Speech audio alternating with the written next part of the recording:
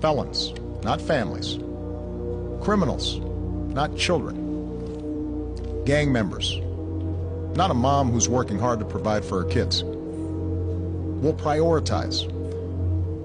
But even as we focus on deporting criminals, the fact is millions of immigrants in every state, of every race and nationality, still live here illegally. And let's be honest, tracking down, rounding up, and deporting millions of people isn't realistic.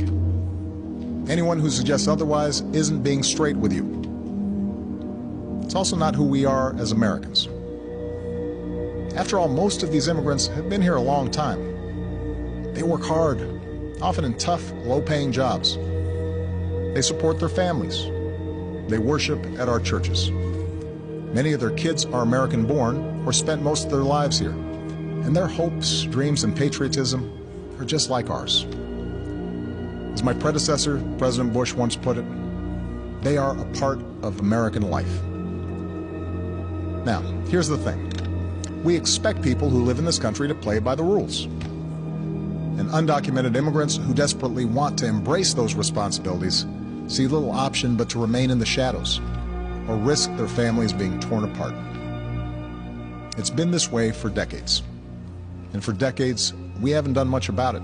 If you register, pass a criminal background check, and you're willing to pay your fair share of taxes, you'll be able to apply to stay in this country without fear of deportation. You can come out of the shadows and get right with the law. That's what this deal is. Now let's be clear about what it isn't. This deal does not apply to anyone who has come to this country recently. It does not apply to anyone who might come to America illegally in the future. Are we a nation that tolerates the hypocrisy of a system where workers who pick our fruit and make our beds never have a chance to get right with the law? Our neighbors, our classmates, our friends, they did not come here in search of a free ride or an easy life. They came to work and study and serve in our military, and above all, contribute to America's success. Now, tomorrow I'll travel to Las Vegas and meet with some of these students, including a young woman named Astrid Silva. Astrid was brought to America when she was 4 years old. Her only possessions were a cross, her doll, and the frilly dress she had on. When she started school, she didn't speak any English. She caught up to other kids by reading newspapers and watching PBS. And she became a good student. Her father worked in landscaping. Her mom cleaned other people's homes. They wouldn't let Astrid apply to a technology magnet school, not because they didn't love her, but because they were afraid the paperwork would out her as an undocumented immigrant. So she applied behind their back and got in. Still, she mostly lived in the shadows until her grandmother, who visited every year from Mexico, passed away. And she couldn't travel to the funeral without risk of being found out and deported. It was around that time she decided to begin advocating for herself and others like her. And today, Astrid Silva is a college student working on her 3rd degree.